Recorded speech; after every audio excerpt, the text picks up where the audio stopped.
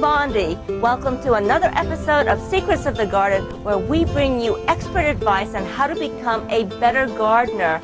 Today, Louis Bauer, Director of Horticulture of Greenwood Gardens, will be sharing his expertise on how to move and separate, divide, and plant perennials. Hi, Louis. Hi, Myung.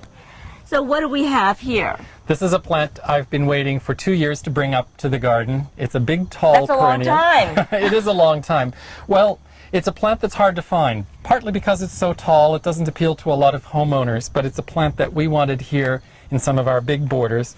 So I had to start with a little plant, which I allowed to grow in the nursery, and now finally it is big enough to dig in the nursery and separate into a couple of pieces and put into its place. And be showcased. Yes. I've got it here near the spot where I want to plant it, and I want to make several clumps out of it. Two would be all right. I'm hoping to get more, but it's clear that I can divide it here. So I'm just going to take my spade and, wow. That's hard.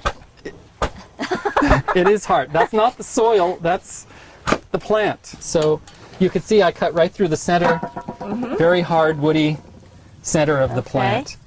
And I think that I'm going to divide this one again so that I have 3 pieces. I always like having 3 if it's possible because it makes a better arrangement when you plant them. So odd numbers. Right, so we're ready. 1 big clump and 2 small ones. All right. All I have to do is put them into the ground at this level, and I'm probably going to space them about like this, so that as they grow, I have a clump that's 4 times as big as it was last year.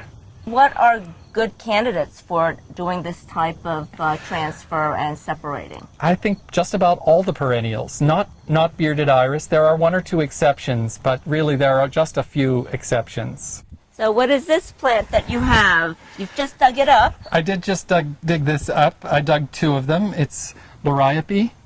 Okay. An evergreen ground cover that we have here in front of the house mixed with boxwood. It makes a nice evergreen combination for the Georgian house. Looks the same all year long except these little purple spikes that come up at the end of summer. So they're like this in the winter, sage green. All the time. Oh wow, that's good to know. Like I said, I brought 2 of them. I've already shaken some of the dirt away. And look how many shoots are coming out of the sides. So how many do you think you'll be able to get out of this one? Well, I'm hoping that I can get 3 out of each one, so that we'll have 6 to put in the ground. So October gives them time to make some roots, and they'll be ready to go gangbusters next spring. These penstemon on this side of the garden were really beautiful this spring, and we didn't put them on the other side of the garden. I'm not sure whether we ran out or weren't sure which plant we were going to like, but we turned out to like this one very much, and so because they were beautiful and because they grew big and fast, after 1 year I'm going to lift some of them and divide them so that I can have some for the other side of the garden. I watered them early today so that they'd have lots of moisture in their leaves and roots before I divide them. The last few days the ground's been very dry. It's been so sunny and breezy that the ground has dried out, and I want to make sure that I'm not moving a perennial that's already a little bit distressed and dried out. So I want to make sure that I have a well-watered plant before I take it out of the pot or take it out of the ground. We're not only going to move the plant, but we're going to divide them so that I'll have 2 plants at least out of each clump.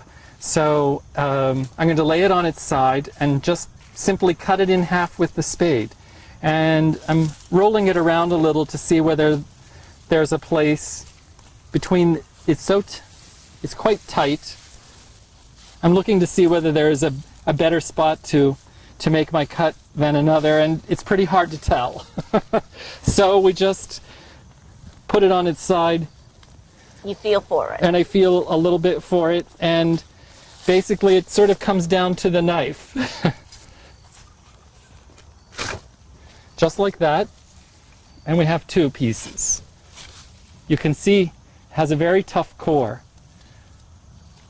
And how long will it take before it adapts and starts to take root where it's transplanted? These seem to be very quick for us. They are very happy with our soil and the rain. They, I think, tripled in size in 1 year from the original plants we put in. So Wow. I think that they will easily double by next year this And time. you'll have more? And we'll have more. You can And we'll have transplant it elsewhere. So that's my first 2 clumps. Okay. Now I'm going to divide 2 more so that I have 6 here by the end of the day.